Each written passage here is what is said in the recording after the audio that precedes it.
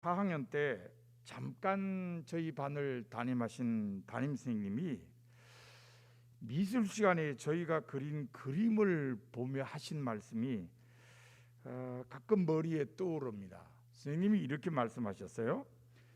이놈들은 그림을 그리라고 하면 맨날 배만 그리냐. 근데 나중에 가만히 생각해 보니까 저희가 배만 그린 건 너무 당연한 일 같아요. 왜 그랬을까요? 매일 배만 보니까요. 배만 보니까 그렇습니다. 그저 눈만 뜨면은 바다에 떠 있는 배, 바다를 항해하는 배, 부둣가에 있는 배, 배만 보니까요. 자, 어떤 친구는 아버지가 선주입니다. 그러니까 자기 배에 관심이 많죠. 자기 배 보는 거예요. 또 어떤 친구는 아버지가 배 타고 나갔으니까 아버지를 기다리는 거예요. 그래서 부둣가에 나가서 아버지 배가 들어올 때를 기다립니다. 그러니 뭐 계속 배만 보는 거죠. 또 어떤 친구는 마도로스가 될 꿈을 꾸면서 배를 보는 거예요. 지금도 제 고향에 가면은 제 친구들 가운데는 이 선주가 돼서 이 배를 운영하는 친구가 있습니다. 뭐 큰 배는 아니지만 연안에서 고기를 잡는 배 가지고 운영하는 친구들이 있어요. 그러니까 어른이 되어서도 배 보고 사는데 어릴 때 뭐 다 배를 바라보고 살았습니다. 그러니 그림 그리라 그러니까 뭐 머리에 떠오르는 게 배죠 뭐. 왜? 맨날 바라보는 게 배였기 때문이다. 사람이 이처럼 살아가면서 무엇을 바라보고 사느냐는 것은 대단히 중요합니다. 그것이 그 사람의 미래를 이끌어가기 때문입니다. 그리스도인도 예외는 아니에요. 우리 그리스도인들도 마찬가지입니다. 그리스도인도 무엇에 시선을 고정하고 바라보고 사느냐에 따라서 그 삶이 달라진다는 것을 우리는 알아야 합니다. 자, 그렇다면 그리스도인은 무엇에 시선을 고정하고 바라보며 살아야 할까요? 오늘 본문은 그 해답을 우리에게 주고 있습니다. 본문은 기원전 8세기에 예루살렘에서 예언 활동을 한 선지자 미가가 고백한 신앙입니다. 본문 7절을 보면 미가는 이렇게 고백합니다. 오직 나는 여호와를 우러러 보며. 고백의 시작이 오직 나는 여호와를 우러러 보며로 되고 있습니다. 이 우러러 본다라고 번역된 히브리어는 짜파예요. 외우기 좋죠? 짜파게티에서 게티를 빼고 짜파, 이 짜파가 우르르 본다 이런 뜻을 가지고 있습니다. 그런데 이 짜파라는 단어는 우리말 번역을 우르르 본다 그랬지만 실제로는 무엇인가를 주시하며 바라볼 때 쓰는 단어입니다. 그냥 보는 게 아니라 아예 관심을 집중해서 주시하는 것, 이게 바로 짜파라는 히브리어 단어가 갖고 있는 뜻입니다. 그러니까 하나님을 우러러 본다 그럴 때 그냥 하나님 보는 게 아니라 하나님을 주의 있게 바라본다는 뜻입니다. 그러니까 선지자 미가가 한 고백은 자기는 하나님께 시선을 고정하고 하나님만 주시한다 하는 뜻으로 고백한 말입니다. 자, 그래서 우리가 궁금하죠? 미가가 왜 이런 고백을 했을까? 왜 미가는 하나님께 시선을 고정하고 하나님만 주시한다고 고백했을까? 그 이유는 자기가 처한 상황이 너무 어려웠기 때문입니다. 오늘 우리가 본문으로 읽지는 않았습니다만 미가 7장 1절에 보면은 미가는 자기가 처한 상황에 대해서 이렇게 고백했어요. 재앙이로다 나여 나는 여름 과일을 딴 후와 포도를 거둔 후 같아서 먹을 포도송이가 없으며 내 마음에 사모하는 처음 익은 무화과가 없도다. 자, 여러분, 여름 과일을 다 따고 포도를 거두었습니다. 남아있는 게 있나요? 없죠. 자기 먹을 게 없는 거예요. 왜? 이미 다 따버렸으니까. 거기다가 미가가 재미난 표현을 해요. 내 마음에 사모하는 처음 익은 무화과가 없도다. 처음 익은 무화과를 좋아하나 보죠. 전 무화과를 많이 먹지 않아서 뭐 처음 익은 무화과, 나중 익은 무화과 잘 구분을 못합니다만은 무화과가 맛은 있어요. 안에 이렇게 뭐라 그러나요?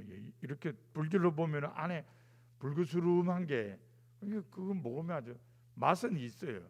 저도 고향에서 제 친구네 집에 그게 무화과 나무 있어서 여름에 먹었던 기억이 납니다. 어쨌든 지금 미가가 고백하는 걸 보면은 자기 먹을 게 없는 상황이라는 겁니다. 물론 이거는 비유로 돼 있기 때문에 뭘 비유로 했는지는 잘 몰라요. 그러나 분명한 건 뭐냐? 자기가 원하는 바를 얻을 수 없는 상황이라는 겁니다. 자기가 지금 처한 상황이에요. 그러면은 이 상황이 미가만 그렇다는 얘기냐? 그건 아니죠. 사회 전체가 한탄할 수밖에 없는 상황이라 이런 이야기입니다. 미가는 바로 이런 상황, 자기들이 원하는 바를 전혀 얻을 수 없는 그 상황에서 무엇을 주시해야 되느냐? 그 대상은 하나님 한 분밖에 없다라고 고백을 했습니다. 자, 그렇다면은 왜 미가는 한탄할 수밖에 없는 상황, 자기가 원하는 바를 전혀 얻을 수 없는 상황에서 하나님을 주시했을까? 그 이유가 뭘까? 이유는 하나님께서 자기를 구원하시기 때문이라고 말을 했습니다. 자, 오늘 우리가 본문으로 읽었는 7절 두 번째 문장을 보면요, 미가는 이렇게 고백했어요. 나를 구원하시는 하나님을 바라보나니. 세번역 성경에는 이 구절을 이렇게 번역했습니다. 나를 구원하실 하나님을 기다린다. 결국 미가가 하나님을 주시하는 이유는 하나님께서 이루실 구원을 기다리기 때문이라는 겁니다. 성서가 한결같이 우리에게 들려주는 말씀은 하나님은 구원자시라는 고백입니다. 그래서 옛 시인들의 시를 보면 구원이 하나님께 속해 있다는 것을 무척 강조했습니다. 몇 군데 예를 들어볼까요? 시편 3편 8절에 보면 구원은 여호와께 있사오니라고 노래했습니다. 시편 68편 20절에도 보면 하나님은 우리에게 구원의 하나님이시라고 선언했습니다. 시편 74편 12절에도 보면 하나님은 예로부터 나의 왕이시라 사람에게 구원을 베푸셨나이다라고 고백을 했습니다. 시인들만 하나님이 구원자시라고 고백한 거 아니에요. 예언자들도 마찬가지입니다. 선지자들도 하나님께서 이루시는 구원을 강조하기는 마찬가지였습니다. 이사야 12장 2절에 보면 이사야는 보라 하나님은 나의 구원이시라고 고백을 했습니다. 예레미야 3장 23절에 보면 예레미야는 이스라엘의 구원은 진실로 우리 하나님 여호와께 있나이다라고 호소했습니다. 스바냐 3장 7절에 보면 스바냐는 우리가 잘 아는 고백을 했죠. 너희 하나님 여호와가 너희 가운데 계시니 그는 구원을 베푸실 전능자시니라고 했습니다. 하나님께서 구원을 베푸실 전능자이시니 인간이 하나님을 주시하고 하나님께서 주시는 구원을 바란다는 고백은 너무나도 당연하다고 할 수 있습니다.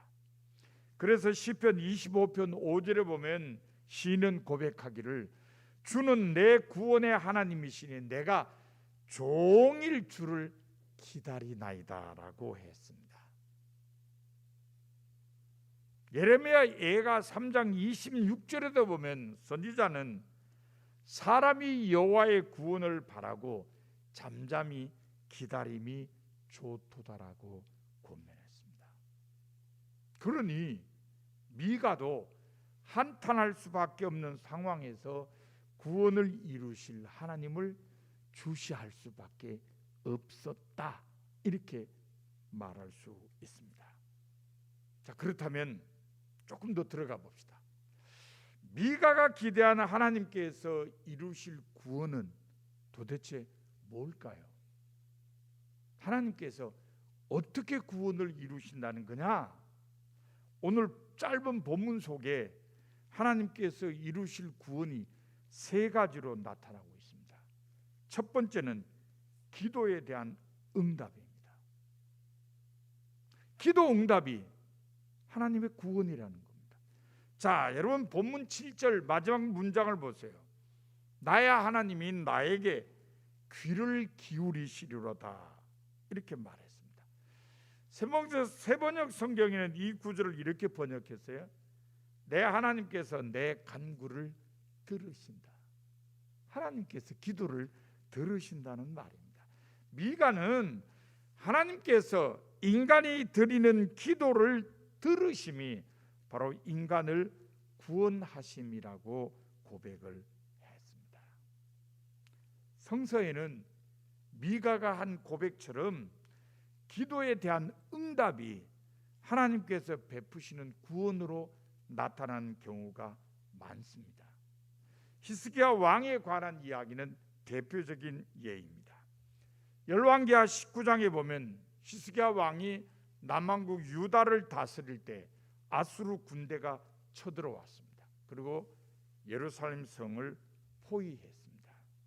그들은 말로 또 편지를 써서 히스기야 왕에게 항복을 강요했습니다. 그때 히스기야 왕은 자기 왕복을 찢고 대신에 굵은 베옷을 입고 하나님 성전에 올라갔습니다. 그리고 편지를 하나님 앞에 펴놓고 기도했습니다.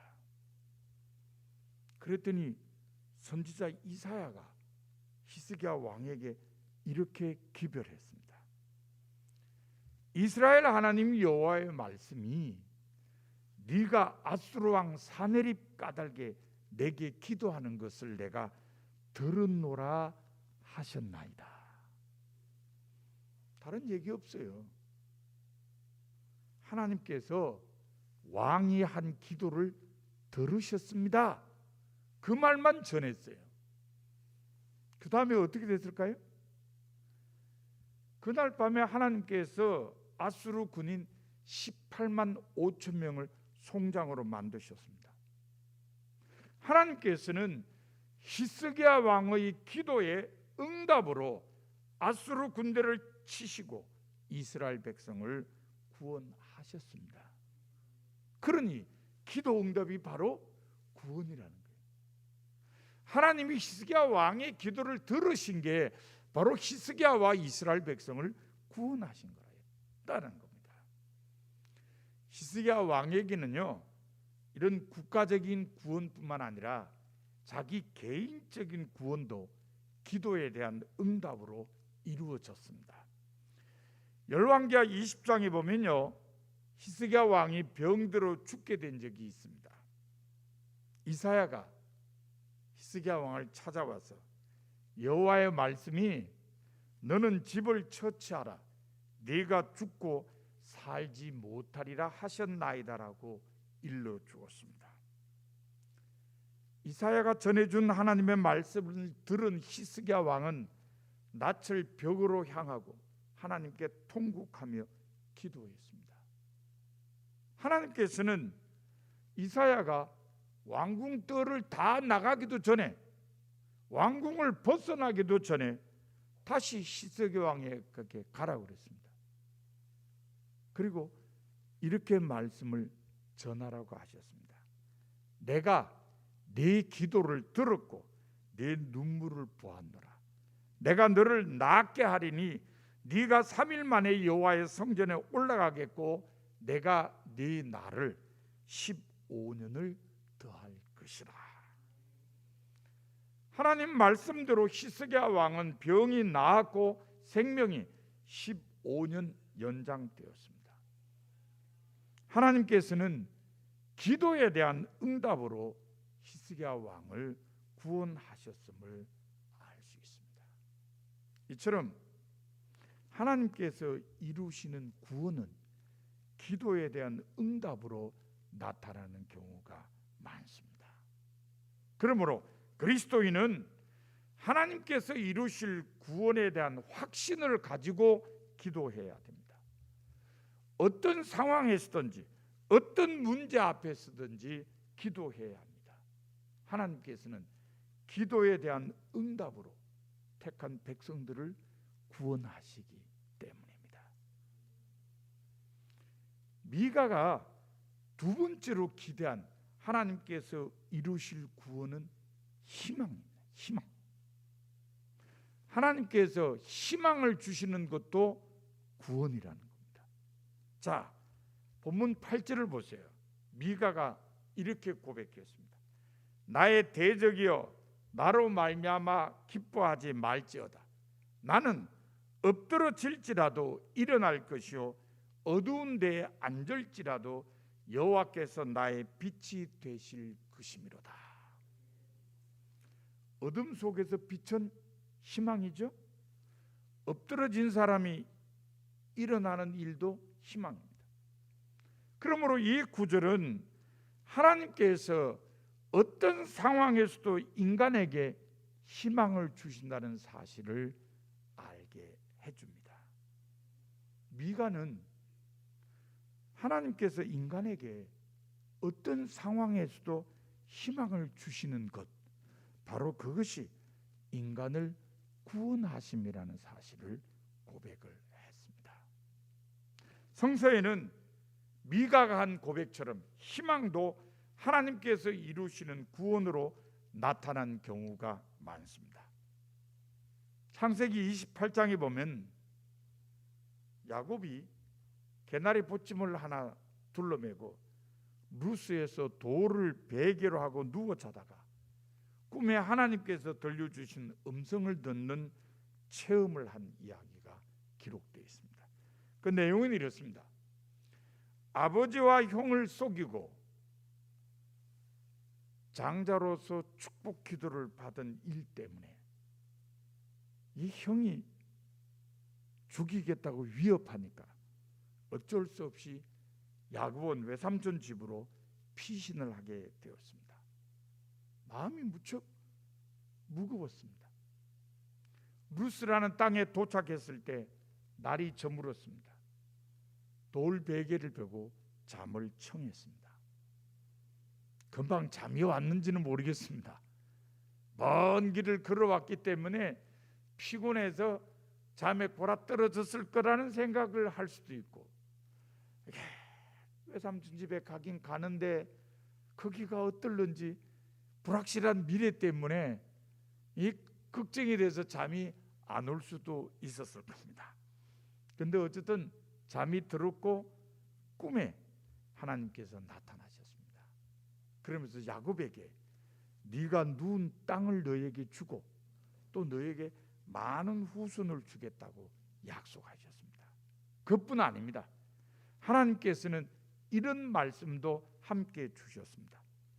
내가 너와 함께 있어 네가 어디로 가든지 너를 지키며 너를 이끌어 이 땅으로 돌아오게 할지라. 내가 네게 허락한 것을 다 이루기까지 너를 떠나지 아니하리라. 미래에 대한 불안 때문에 염려하던 야곱에게 하나님께서는 확실한 희망을 주셨습니다. 야곱과 언제나 함께 하시고 야곱이 어디로 가든지 지켜주시며 야곱이 다시 고향으로 돌아오게 해주셨다는 이 말씀, 그것은 야곱에게 미래에 대한 확실한 희망을 안겨주었습니다. 그래서 야곱은 너무 기뻐서 자기가 집으로 편안히 돌아오게 되면 자기가 베고 잔 돌이 하나님께 예배하는 하나님의 전이 되게 하며 자기가 얻은 소득 가운데 10분의 1을 하나님께 드리겠다고 서원했습니다. 하나님께서는 미래에 대한 희망으로 낙심한 야곱을 구원하셨음을 알 수 있습니다. 에스겔 40장에 보면 예루살렘 성이 함락된 후 14년이 되던 해에 하나님께서 선지자 에스겔에게 놀라운 환상을 보여주었습니다. 그것은 새 예루살렘 성과 그 안에 있게 될 새 성전에 대한 환상이었습니다. 에스겔에게 보여주신 이 환상은 나라 잃고 멀리 바벨론 땅에 포로로 잡혀와 사는 이스라엘 백성에게 새로운 희망이었습니다. 나라가 망한 뒤에 이스라엘 백성들 사이에는 많은 의혹이 있었습니다. 하나님이 과연 계신가 하는 의문으로부터 시작해서 하나님은 바벨론 사람들이 섬기는 신 마르둑보다 못한 거 아니냐는 불신에 이르기까지 낙심한 사람들의 마음을 혼란스럽게 하는 의혹은 많았습니다. 왜 이런 의혹이 일어났을까요? 전쟁에 졌으니까. 전쟁에 져서 포로로 잡혀왔으니까 이런 의혹이 있었습니다. 훗날 이 사람들은 깨달았어요. 왜 우리가 전쟁에 졌느냐? 우리가 하나님을 버리고 우상을 섬기며 범죄했기 때문이라 나중에 알았어요. 그런데 금방 포로로 잡혀와가지고 잘 몰랐어요. 그래서 하나님이 계신 거야 안 계신 거야? 하나님이 저 바벨론 사람들이 섬기는 신 마르둑보다 못한 신 아니야? 이런 생각까지 막 들었던 거예요. 그런데 하나님께서 에스겔에게 새 예루살렘 성과 새 성전에 대한 환상을 딱 보여주니까 백성들이 에스겔의 말을 듣고 새로운 희망을 마음에 심게 되었습니다. 아, 언젠가는 우리가 고향으로 돌아가게 되는구나. 돌아가면은 새 예루살렘 성을 건설하고 새 성전을 건설하게 되는구나.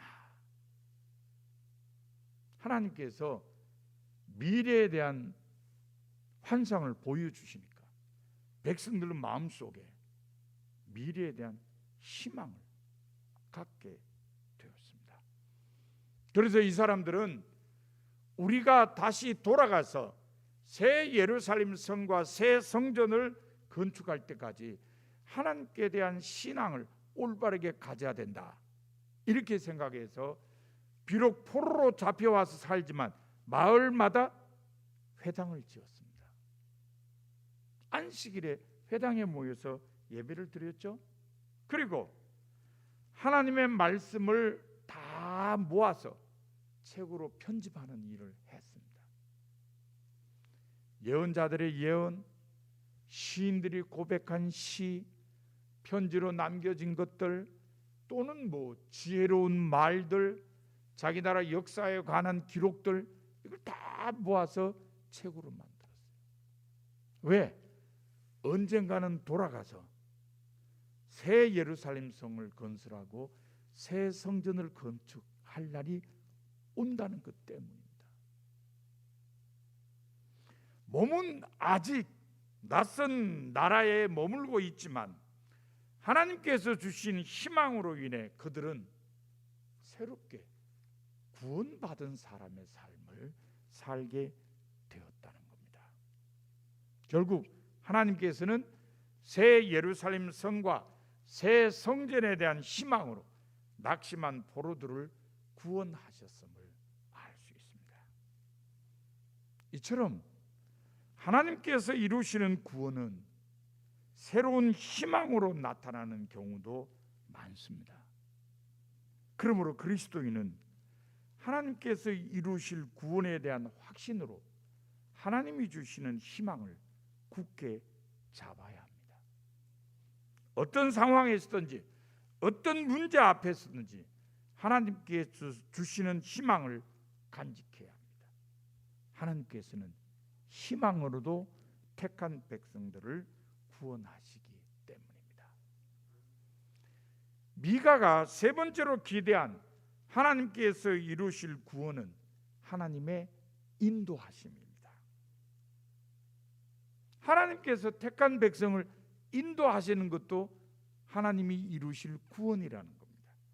자, 본문 9절을 보세요. 미가가 이렇게 고백했어요.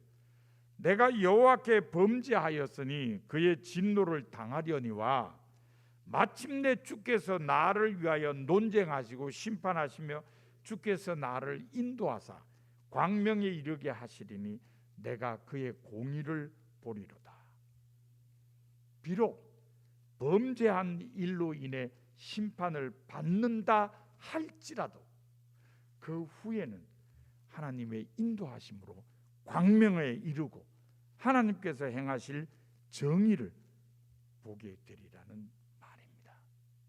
그러므로 이 구절은 하나님께서는 비록 범죄하여 심판을 받는 인간이라 할지라도 인도하여 주심을 의미합니다.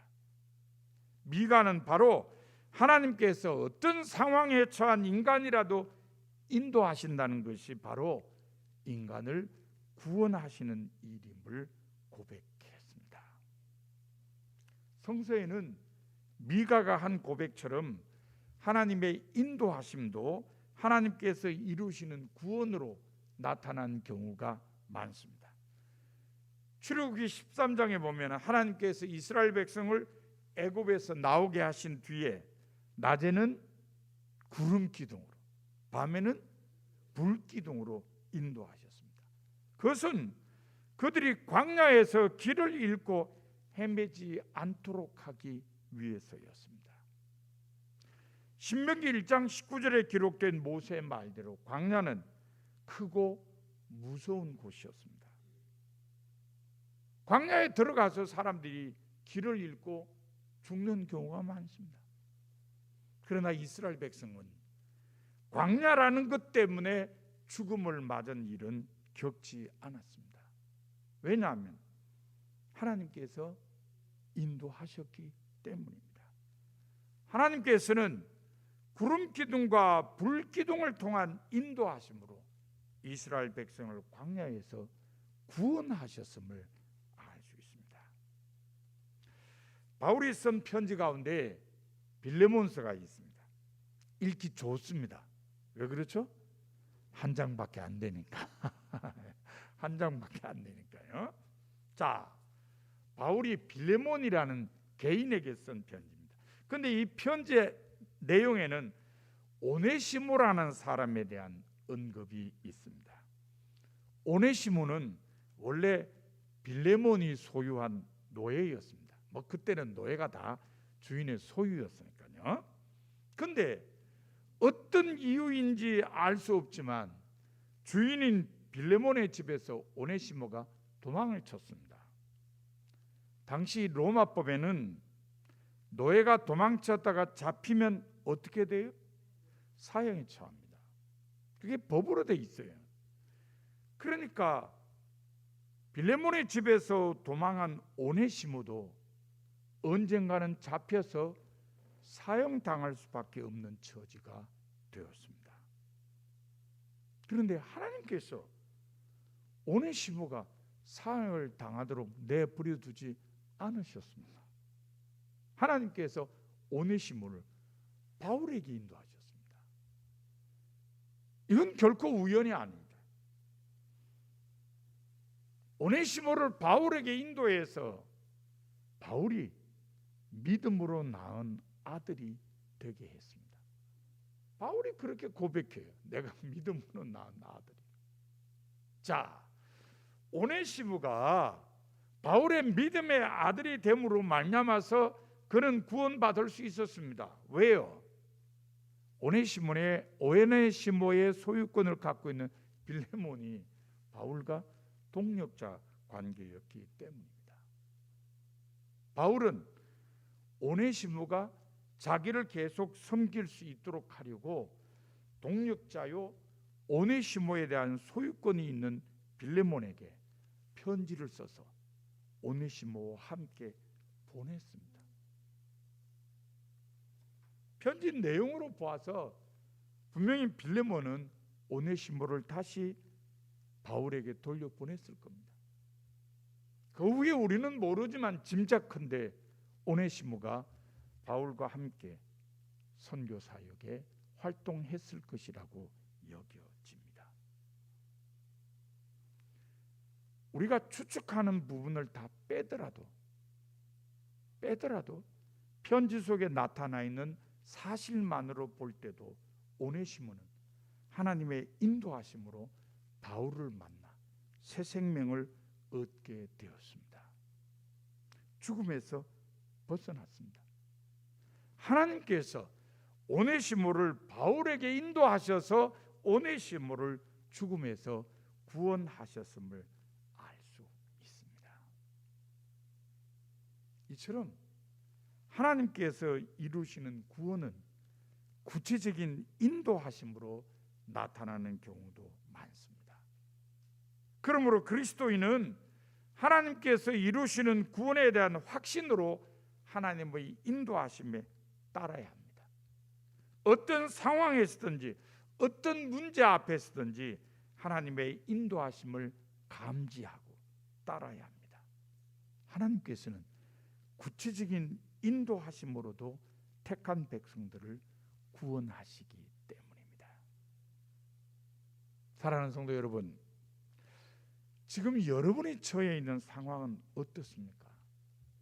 혹시 미가처럼 한탄할 수밖에 없는 상황은 아닙니까? 여러분이 원하는 바를 전혀 얻을 수 없는 그런 상황은 아닙니까?